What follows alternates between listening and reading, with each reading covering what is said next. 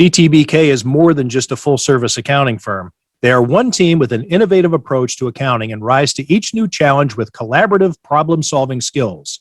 CTBK goes above and beyond by lending helping hands in the Buffalo and Niagara community through volunteer work and donations, and is partnered up with Victory Sports for 2020 and 2021 to keep kids in the community active. The professionals at CTBK are determined to help individuals and businesses succeed. Whether a large corporation, a small business, or somewhere in between, call CTBK at 716-630-2400. Again, 716-630-2400, and see what CTBK's one-team approach can do for you.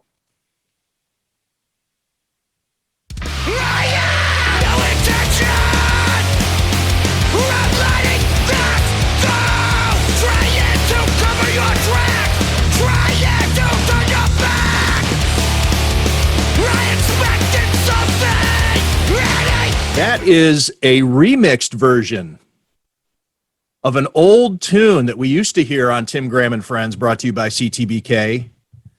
But our guest, who's back, our fall and winter guest, for the first time in 9 months, Joel Staniszewski and his band, The End of Everything, has remixed some tunes that we're going to be using here on the podcast.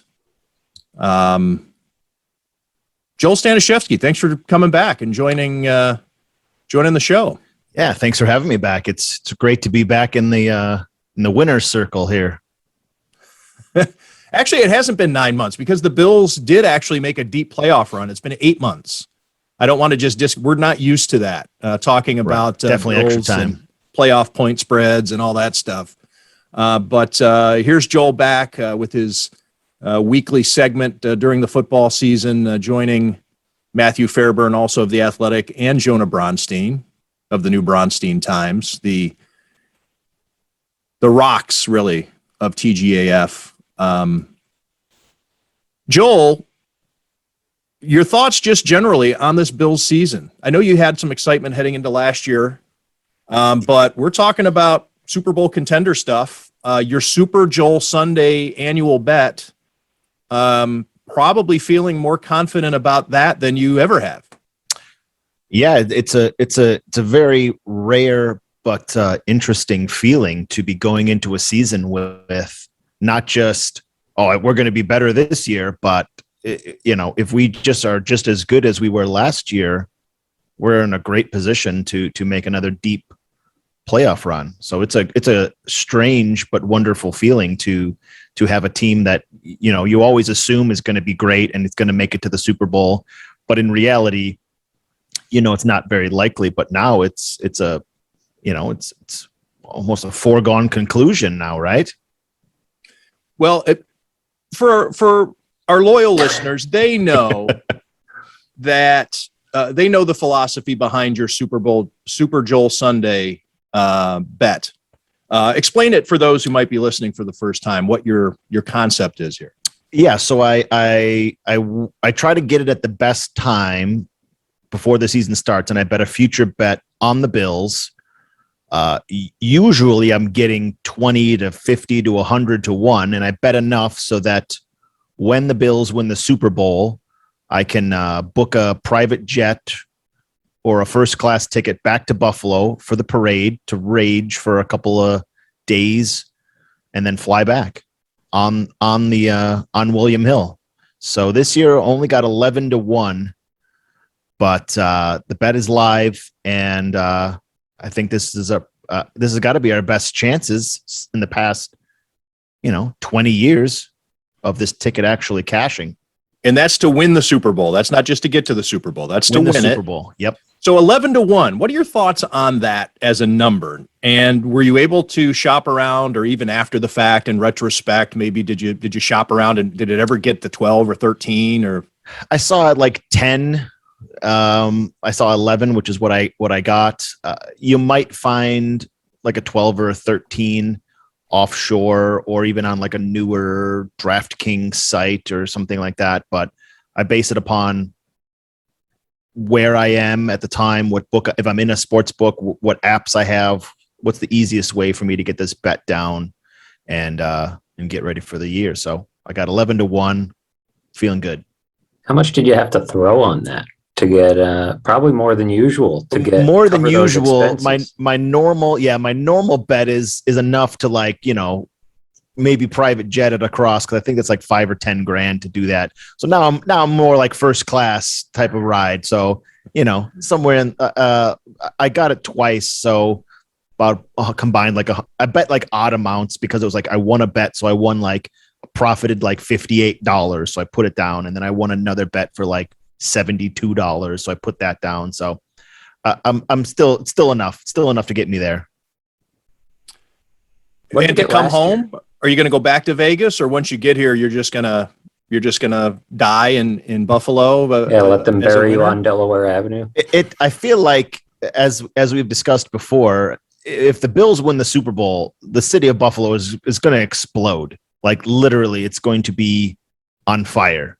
Literally. So it's going to be incredible. So It may literally be on fire, Jonah. I know you're trying to quibble with the semantics there, but I'm not ready to say it won't be. yeah, I think it will probably have fires. Well, that's a reason to root against the Bills, then, isn't it? Well, Depends. if you're a first class citizen that really really worried about the upkeep of the town, then If you're yeah, running for mayor, that should be top of your platform, I think. Keep the city from. yeah. I mean, it's Mayor certainly not. Bronstein It's not says going to be no a safe trouble. Jonah Bronstein rooting against the Bills for the sake of infrastructure.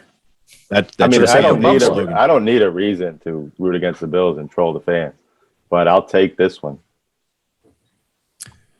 The Bills, heading into this season, are favored 15 out of their 17 games. Now, this is a preseason favorite. This isn't a game-to-game favorite. Those numbers can shift. But as it stands right now, the Bills are favored in every game except at Kansas City, where they are 4.5-point underdogs, and at Tampa Bay, where they are 4-point underdogs. We looked it up before the start of the podcast, and of course, we can't get the preseason, or at least I can't. I didn't have access to the preseason spreads.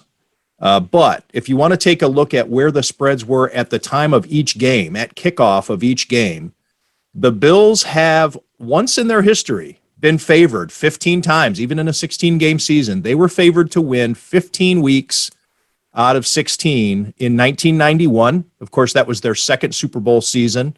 They were favored 14 times in 1992. I found this interesting. They were favored 13 times in 1981, which was an underrated season in Bills history. That's Joe Cribbs, and Joe Ferguson had a nice year. Chuck Knox is head coach, and a really good defense. But Joel, your thoughts on the Bills being, well, a safe bet to win straight up anyway. At least that's what Vegas is saying 15 times. But I guess what advice would you give to the Bills fan who is excited and needs to remind himself or herself that just taking the Bills to win every week might not work out for you? With the spread, that is. Yeah, you have to take a lot of things into account every week. So whether you're betting a future bet, or you're betting week to week, or you're trying to bet a couple games in advance, you got to take a million things into account. Injuries, COVID, anything that could alter the game. So, you're looking at the Bills right now this week as a 6.5-point favorite, and that'll pretty much maintain unless something major comes out. And we've seen injuries from every major player across their career at some point, missing games. So you have to take all of those things into account when you're thinking of future bets. Betting weeks in advance, you want to get the best number. And if the best number is the early number, then you take the early number and you hope that it stays there, or the team stays as it was. But you're always risking any bet for any sport. You're always risking an injury or something major happening before the start of the game to alter the line. So you're hoping that you're just going to get the best of it, and that's the best way to talk about sports betting. Whether you're betting pregame, in-game, futures, you're trying to get the best number. And if you get the best number, you know, you're going to win more than you lose. What do we think about this early 6.5 point spread against the Steelers? It's probably not something people are used to seeing. You know, basically got to win by a touchdown to cover the spread against a team that, you know, say what you will about how they finished last year, but still the Pittsburgh Steelers, still Ben Roethlisberger and Mike Tomlin. That says quite a bit about how the books feel about the Bills. Yeah, it definitely does. You take home field into it. You take how the season ended for both teams, and you take the age of both teams and the quarterbacks. So Josh Allen just got a big contract. He's made it very clear that he's very hungry, and the contract doesn't affect his mindset. And you have Ben Roethlisberger, who's on the very downside of his career. He's on probably his last year. So he's always been a not very mobile quarterback. So you add now age into it. If they can't get a run game going like they really couldn't last year, and they're just relying on the pass, they're going to be they're not going to be as good as they were last year. They're not going to start off 11-0 or whatever it was. They really need to get their team playing better and running the ball. And I just don't see that happening, at least not week one. I don't see them figuring out a new game plan to move the ball. Would you say that there is so I'm interested in this. The Bills are favored preseason to win 15 games. Their season-long over-under win total on Vegas Insider, which was per site to, pop up for me, is 11. That's a pretty big gap. Like, is that a sign of value? Are those numbers, are they usually using the game-by-game spreads to determine that over-under win total? No, they're still figuring it out, whether they're doing win totals or not, or games. They're figuring out what's the best number to put out there to get bets on both sides. So you want to get even money bet on both sides. And when you're laying the juice, the books are guaranteed to win 5%. There's free 5% money every week. Obviously that's not the case, which is why they move lines. But you couldn't put a team at 15 as their over and under win total, because everybody would bet under. You have to put a number out there that's going to be realistic, that people will bet both sides, because you are understanding that whether a team is favored or not, they're not going to win every game that they're favored, and they're not going to lose every game that they're a plus team. So you got to try to get the number, whether it's a win total or a point spread for a game, to get as much money on both sides. What do you feel about that 11? That seems low to me, especially in a 17-game season.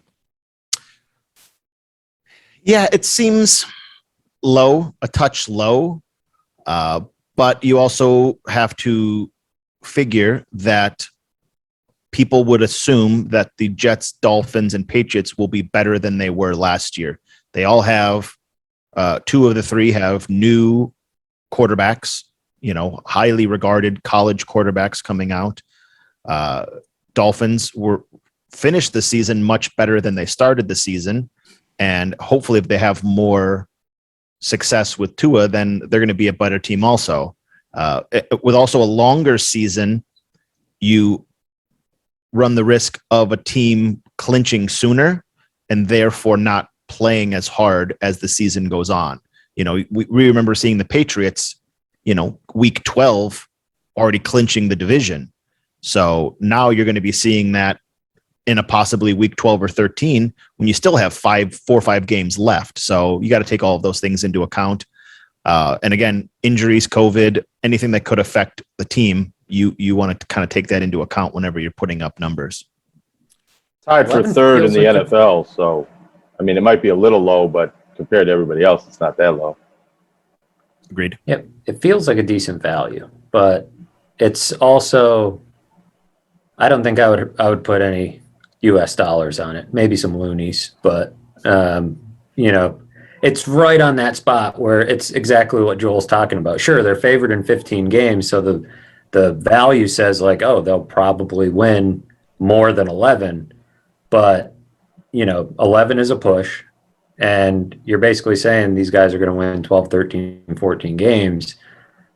And it's to pick any team win that amount of games. You got to have real conviction. And I think probably, how much do you get into these season long bets, Joel? Because it seems to run a little bit counter to your logical brain, the way you think on a week to week basis. All those variables you just mentioned that you really can't control or predict, like injuries, COVID, and different things that can happen. And we know that Joel really gets off on the in-game stuff, which Matthew and I also do when we get together and we have a chance to do it. It's factoring in all the information as opposed to what we're looking at with these futures is a very superficial guess that the books put out, and then they kind of massage it as the books kind of get together and see what the other lines makers have done, and they kind of just settle somewhere.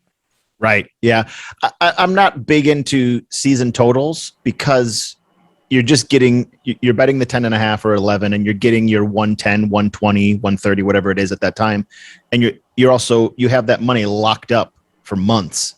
So if I'm going to bet $200 on the Bills over 11, I'm waiting now 18 weeks to try to cash this ticket.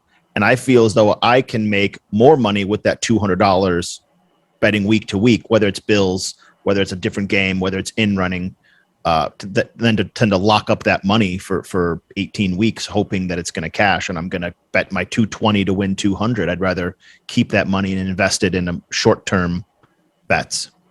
Invest. Joel likes to stay liquid with his investments. Yes. Stay liquid. Buy low, sell high. LIFO, FIFO. That's and any other accounting terms that I can throw at you from Accounting 101 at Baldwin Wallace College.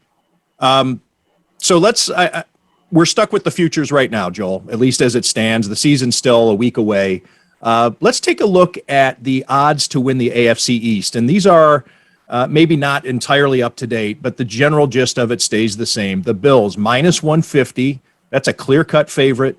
There are some divisions in which the team with the best odds is a plus. So you have the Bills at minus 150, the Dolphins plus 325 next, and then the Patriots at plus 350. I'm sure that that's changed, especially as people have seen Mac Jones. I think that the Patriots could sneak up on some teams this year because, Tom Brady being gone, the train wreck that Cam Newton was. A train wreck's maybe a little too harsh, but he certainly didn't help the Patriots last year. The Jets plus 2,500. I know that those numbers are kind of vague, but your general gist of that pecking order within the division in terms of the bets. Yeah, I definitely feel like those are all in the right spot, basing it upon previous years, the last year, and where those same teams are roster-wise. You're dealing with rookies from last year sometime for most teams that didn't have any camp at all. So, this year too is their first time having a camp, as well as the rookies from this year. So you got to factor in all of these things that are in place. Who's been on the COVID list? Who's been missing practice for a week or two? So you take all of these things into account, as well as the coaching staff. So, Belichick is a great coach. He's one of the greatest coaches of all time. So to get him at plus 350 or plus 375 or whatever it is now, I think is a great value if you feel confident in that team. As a Bills fan and thinking the Bills are going to win the division, it's kind of the same as the season win totals. You got to lock up your money for, 4 or 5 months, and you still got to lay 15 to win 10. So I feel like that's a good bet, but I just wouldn't make that bet. For us, it's good to have our money tied up. That means we can't do anything stupid with it during the season. You make money on your bets, but some of us, it might not be a bad thing to have it locked into something a little safer. Right. Yeah. If you lock it in, then you can't really lose it a bunch of times over. For the record, in the AFC East, the win totals for each team: Buffalo 11, New England 9.5, Miami 9.5, New York 6. I like the under on Miami. That stink. Do these over-unders add up? Like, I mean, I guess I could figure that out on my own. But Yeah. like, are the ones at the bottom, would it be like a real standing? Yeah. Okay. Current odds for the AFC East: Bills -180, Patriots +350, Dolphins 375, Jets 20-1. All right, so the Patriots have inched up ahead of the Dolphins, which I expected. Which makes sense. Mac Jones has looked that good, and I think that's where you get your confidence in a bet. Really, is from the quarterback. A lot definitely. of the times, the quarterback and the coach combination. What are the things? I wrote a column about it in The Athletic today regarding the things that could trip up the Bills. And we've kind of touched on a few of them. So this is, Joel, I guess not from a betting standpoint, but from your Bills fan perspective, what are the things that concern you between here and SoFi Stadium in February? I think the two things that pop into my head right away is vaccine status and players possibly getting sick or close contact, so they're missing a game.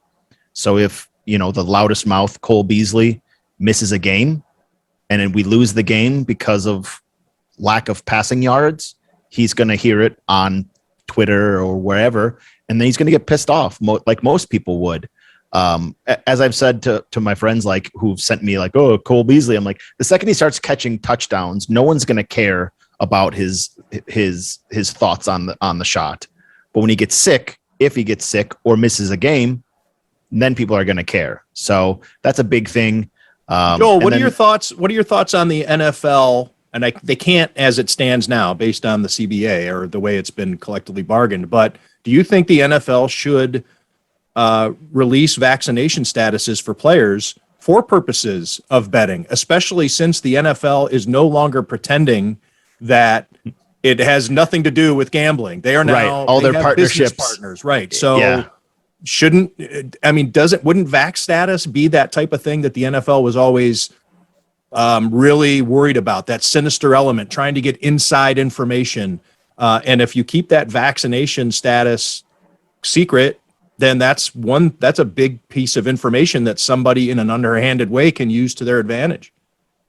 I think just the status I don't think makes a big deal. It's when somebody gets sick, that's when things are going to change.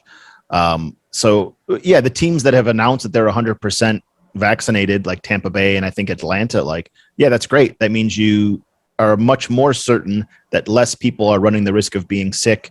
They don't have to worry as much about, well, I think they still do have to wear masks inside, whether you're vaccinated or not. But I think the main thing is going to be when you start seeing a team getting a positive test.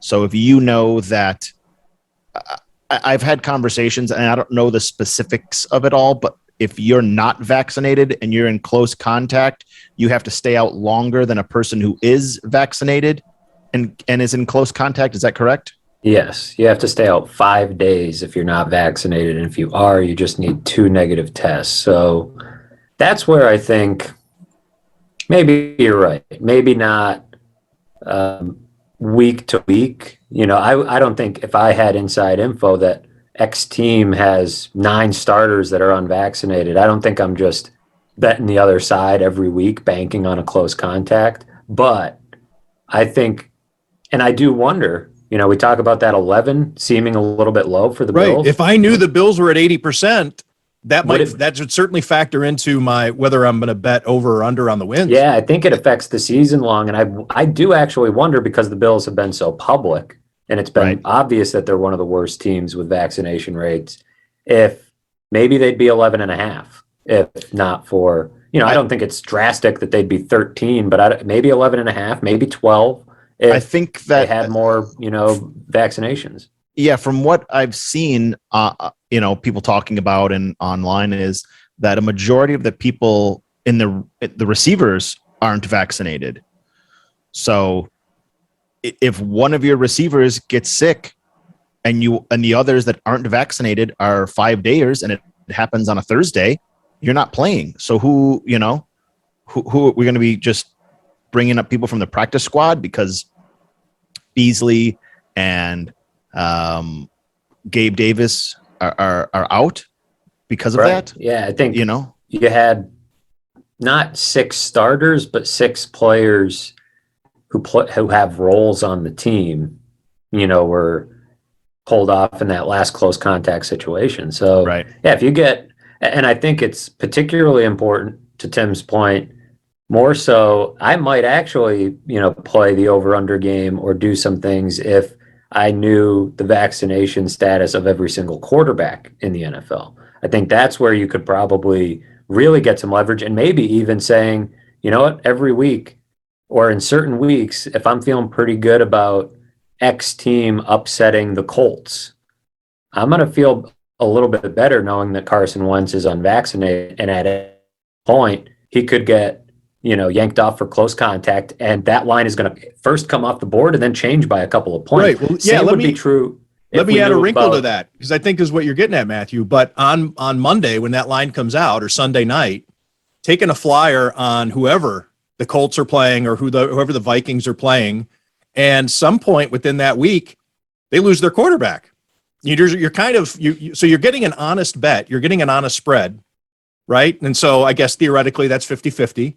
And then you're hoping during the course of the week that that Kirk Cousins or what's his face? Why am I drawing a blank? Carson Wentz. Carson Wentz. Carson Wentz. I was going to say Zach Kiefer. He does Colts reporter. something else in Indianapolis. That they get tripped up. Yeah, the problem with that is though that you're like, I don't know that I'm going to say, all right, Jaguars are upsetting the Colts, or I'm going to hammer it every week, right? Because No, but you still get the odds are- points. but- You still get you're still getting the points. You still have a chance to win the bet off the true. top. It's just And a then matter you're of hoping for catastrophe. It's a matter between of then and how strong kickoff. you feel. And it can, the good thing about it is like, oh, maybe you get lucky week 2, right? I mean, I hate to say you get lucky with a guy having close contact with COVID, but that is the murky waters of sports gambling that the league and a lot of its various partners have entered into. Our outlet included has a partnership with MGM. So yeah, you're kind of thinking, all right, this week 2, I bet the Colts opponent and Carson Wentz get pulled off for close contact. We talked about this when it happened with the Bills. Just because you got lucky in week 2, it's just as likely to happen a couple months later or, however long later until Carson Wentz gets vaccinated, if he does at all. So I think part of it will depend too on, the drop off, right? If we knew, and we still are a little unclear on whether Josh Allen is vaccinated. If you knew he wasn't, you could get some serious value on these lines where the Bills are favored every week. And if one week it goes from Josh Allen to Mitchell Trubisky, then, that's a nice swing for your underdog bet. Not that I think too many people listening to this show are eager to bet teams to cover the spread against the Bills. I know Super Joel over here is not big into that. In this scenario, though, you're almost not betting on the game. You're betting on, does the quarterback get caught? It's a with the close contingency contact, bet, right? Which is You're gonna be one real more thing to bummed bet out. on. I think Yeah. Bills fans should always bet against the Bills. At least that would be my sentiment, because then you win either way. Either your favorite team wins or you win your bet.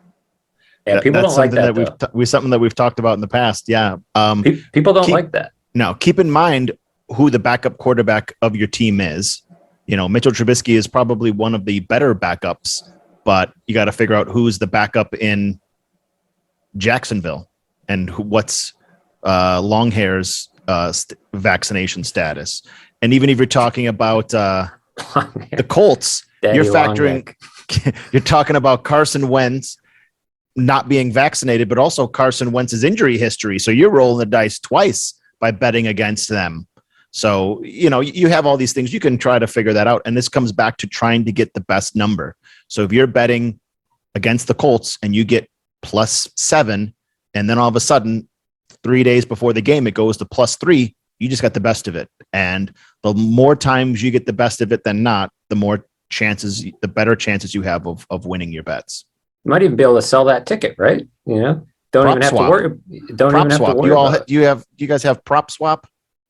I don't think You know we what that do. is? A buddy of mine runs a site called Prop Swap where you can sell and buy tickets during a game of a pregame, futures tickets, you sell them, and they take a little percentage, and the person buying it buys it for what you want to sell it for, or they put in a bid on it, like eBay, like someone's eBay buying your Bills Super Bowl ticket that you bought at 11-1. The book's now at 3-1, and I'm selling it at 6-1. Brilliant. Wild long's West that been out there, around? man. A couple of years now, I think maybe like 3-4 years that I'm aware of. Have you ever bought somebody else's used prop? No, Sloppy proppies, no sloppy seconds for me. proppy seconds. That's a good name for a knockoff site. Proppy Yeah. seconds. I think I still am in the market for a name for my fantasy football team. But I don't know. Not enough people would get it. Nobody would get it. I would get it. I guess And we so- would get At it. least And three so people. would Jonah. At least That's- 3 people would get it. That's 3 people out of 12 in the league. That's pretty good, I'd say. What Are you else a fantasy worries you, footballer, Joel? Joel? What's that, Are Matthew? you a fantasy footballer? People have asked me to join leagues, and I never do because my team is always just the Bills. I just draft all Bills players, and I don't want to draft a team and then I got to root. Well, I hope the Bills beat the Dolphins, but I hope Tua throws for 300. It throws me off. So I'm not very good at fantasy football, so I stay away. Do you find that common? Because I know somebody who was a big fantasy sports player, commissioner of all my leagues, and they moved out to Vegas and got a bit more into regular sports betting, and then found fantasy sports to not have enough action. Is that something you notice a lot out in Vegas? I think so. I mean, the fantasy is still cool, like with your friends, and you just for bragging rights, and you buy in for $100 or whatever. I just feel like if I buy into a fantasy league for $200, I'm just giving $200 away because I have zero chance of winning the league. Sports betting's like hard drugs.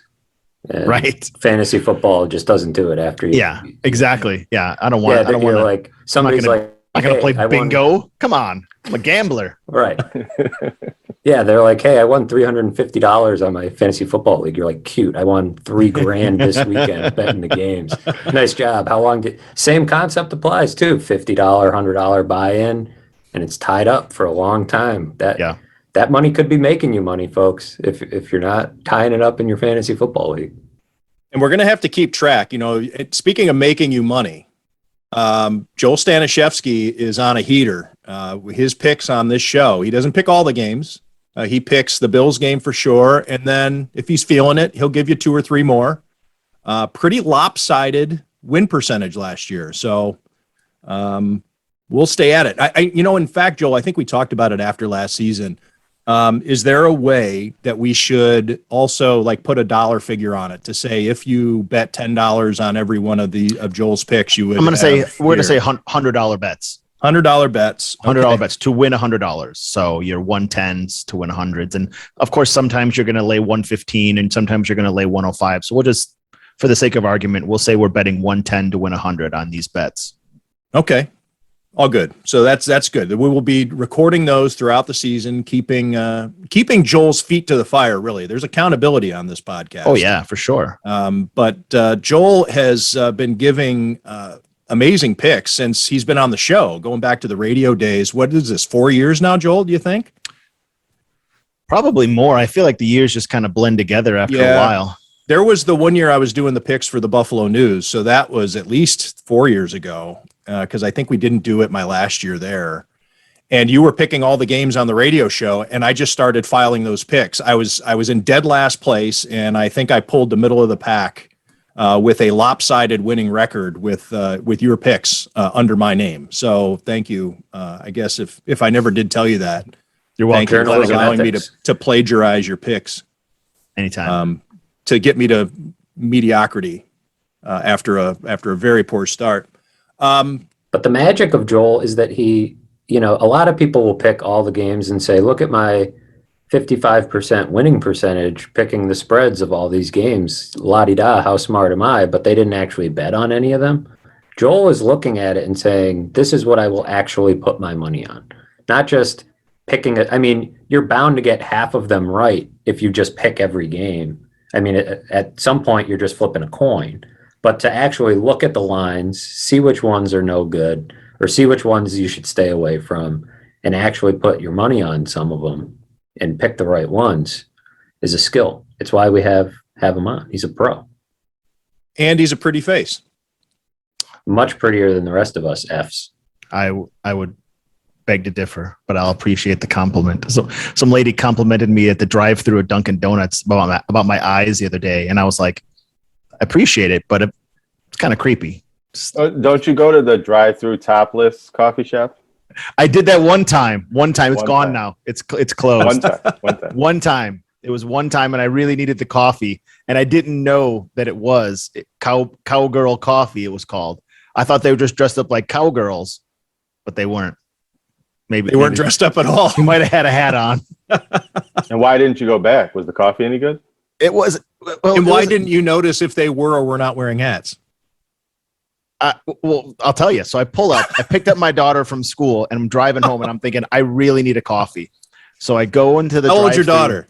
At She's this time? 7 now, but at the time she was like 3. Oh, you had your daughter in the car for this? So I have but she's 3, so she's just blah blah blah. She's looking around, being a baby, doing 3-year-old stuff, and I see the girl, and I'm just like, oh shoot.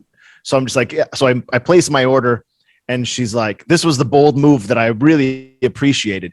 I paid in cash, and it was like I gave her a 10 for like a $5.80 coffee, and she's like, did you need change? And I was like, that's a bold question. Because more people than not are going to say no because they want a tip. But like, I was like, no, but I'm also thinking like, that's a lot of, it's a big tip for a coffee. And so she's making this coffee and like bending down to the fridge to get the milk out to make the latte. And I'm just like, but I'll be honest, she was not that pretty on the eyes for my taste. I was just kind of like, taking my coffee, and luckily my daughter didn't notice anything. She was just sitting in the back, and the coffee was okay, but it was definitely not. The coffee wasn't good enough to go back, so I didn't, and it's now gone. So clearly, more milk out. More people than me did not like the coffee as much either. So Strikes me as not a super COVID friendly type of place. That perhaps that didn't help its chances of survival. Right. What is that? Is that a stir stick? What are you doing over there? Right. Yeah. I think I mentioned the topless barber shop when I lived in Las Vegas called A Little Off the Top. Yeah. And it was right around the corner from the newspaper. And there was a reporter there who used to go there. And it was like, they used to advertise in our paper. And it was just, yeah. It was around for a while. It was around pretty much the entire time I lived there. And that's a block of time for a bad haircut. And probably a lot more expensive than your usual haircut, I imagine. And they're going to probably ask if you need change. You got to say no, because you got to leave a tip now. Right, because your daughter's there, and you don't want to look Right. like a bad tipper in front of your daughter. Exactly. Regardless of their apparel. I always wondered the danger of when they whip that apron off of you at the end. Danger. Not a lot of secrets. If you've been sitting there having your hair cut by a topless woman for the past 20 minutes. And they say that there's like a thing that hairstylists get when they get like almost like what do you get what's that called when you get a wood chip stuck in your finger? Splinter? Sliver? Oh Like a yeah, they sliver or get splinter. those. You all get like over. little hairs can get like stuck in your skin. So like you want like my hairs like all over you're gonna trim my beard, and then my beard hair is gonna be all over your topless body. It's getting racy. It's getting Kinda racy here on Tim Graham and Friends. Brought to you by CTBK. Brought to you by A Little Off the Top. That's where Gene Kirshner is probably thinking you don't need to add in certain parts of the conversation. You don't always need to add Tim Graham and Friends. Brought to you by CTBK. Yeah, there are moments where they would like to forget that TGAF is brought to you by CTBK, but we don't let the people forget. No, We're good to our sponsors. It's contractually obligated. Every time we mention Tim Graham and Friends, it is brought to you by CTBK, CPAs and business consultants. New sponsor, which will start next week. We kind of tipped it off already on a previous show, but we'll have some kind of unveiling next week. CTBK is remaining the title sponsor of Tim Graham and Friends, but we're adding Amherst Pizza and Ale House to some of the elements. Hell, maybe we'll even have them be the sponsor of On the line from Vegas, Joel Staniszewski. They could sponsor the R-rated segments that CTBK doesn't want to be attached to. Right. There once, you go. Once nudity and swear words start flying, like then it's cut Amherst to Pizza the and other Ale side. House. That's right. Yeah. What else you want to talk about, Joel, before we wrap it up here? Take the Bills. Take the under. What? Wait a minute. The under? We're picking Bills the Steelers game already? Yeah. No, Bills let's game. make it official next week. Something might happen. Okay. You know, I mean, you would hope that it doesn't happen for you as a Bills fan, but let's say Josh Allen hits his thumb on F.A. Obata's helmet in practice, you know. It's too late. I just took the Bills in the under. Yep. Joel said it. I'm locked in. I'm going to put up a board of the picks so that way we can review them a little more easily. I like it. Yeah. Weren't we going to talk about why Joel doesn't put meat in his mouth anymore? Oh, yes. Yeah. Brought to you by. Yeah. Amherst Pizza and Ale House wants to know why you're not eating meat anymore. So for about 20 years, I didn't eat meat. And I started eating meat and about 6-7 years. I did that. Had to go to a doctor, had to go to a surgeon, had to have a hernia removed from my stomach. And then I had to do all these tests because I was telling my doctor, like, my stomach always hurts. I eat garbage. That's just what I do. That's just my casual nature. And you drink Cowgirl coffee. I mean, I can't imagine that you really scrutinize everything you put in your system. So I went to the doctor and they ran literally every test you could imagine, every blood test you could run. SAT? I'm dropping. Wait, are we still in the G section or the R-rated section? We're all over. This is always. I'm taking a dump in a cup to have it tested. Everything. Brought to you by Amherst Pizza and Ale House. And so I go and I get a ultrasound of my stomach, and the lady's like, I can't even see some of your organs because there's just like so much mess down here. She's like, and your liver is like twice the size it's supposed to be.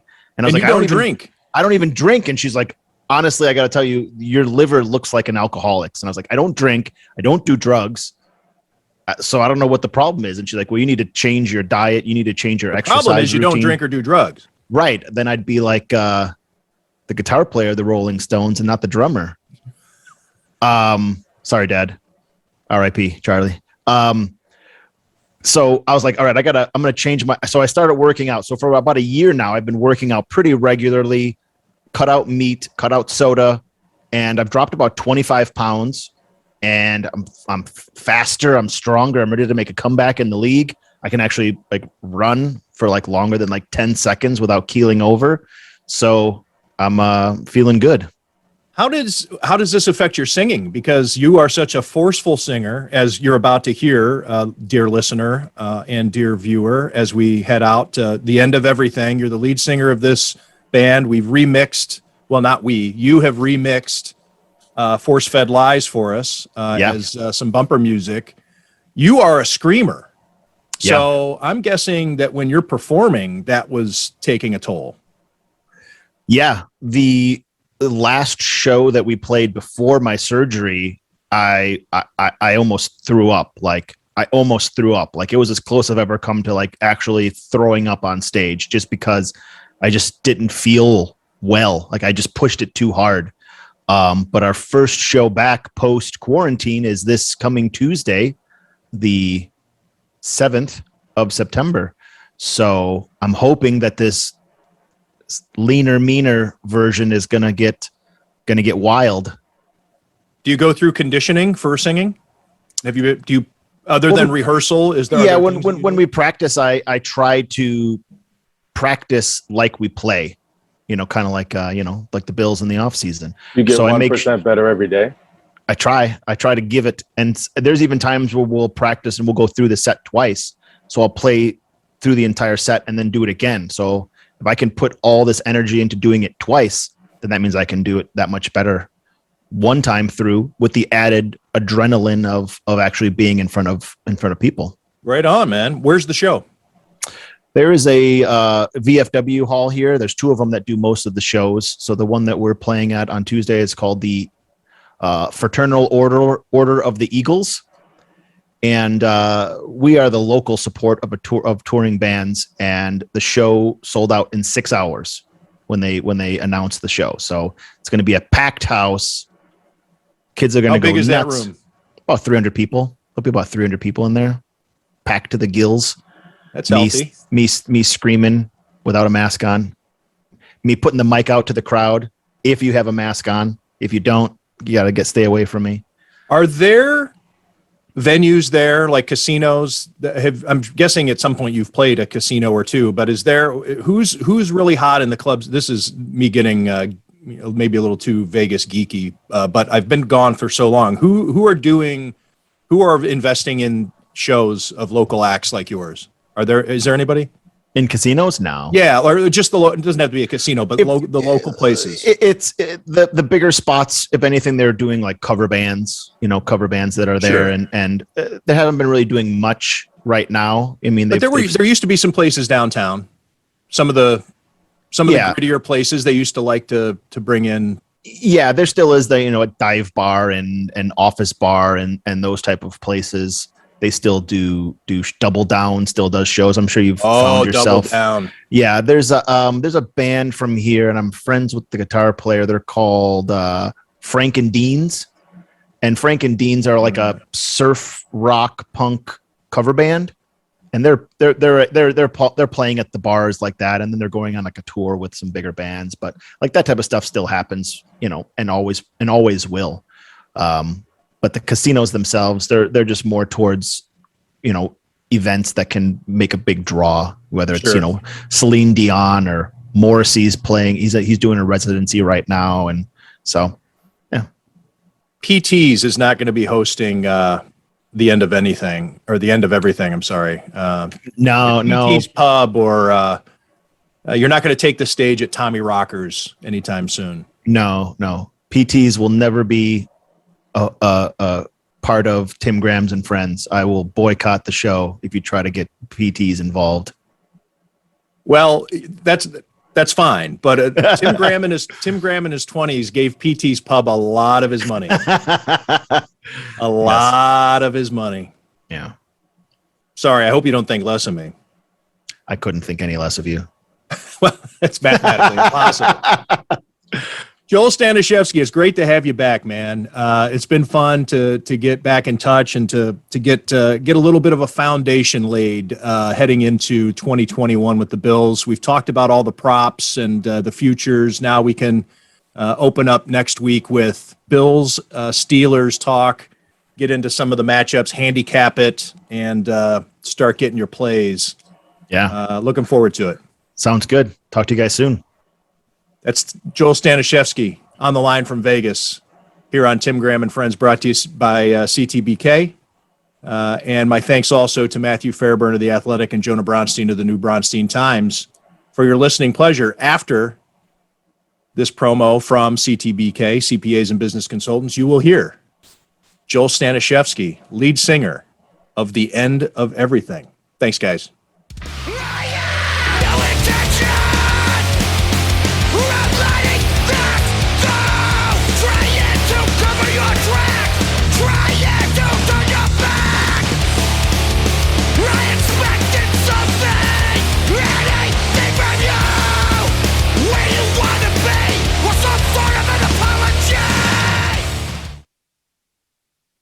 The financial needs of a business go beyond tax and attest services.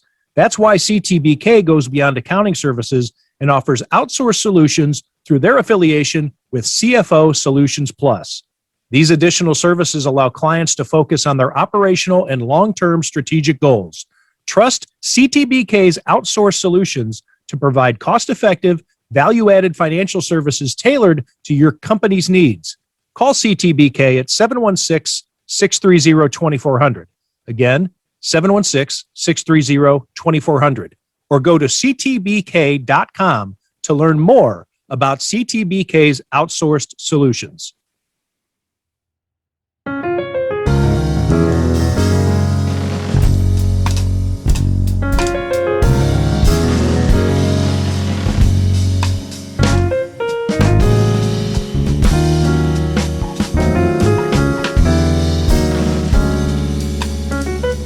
Bye.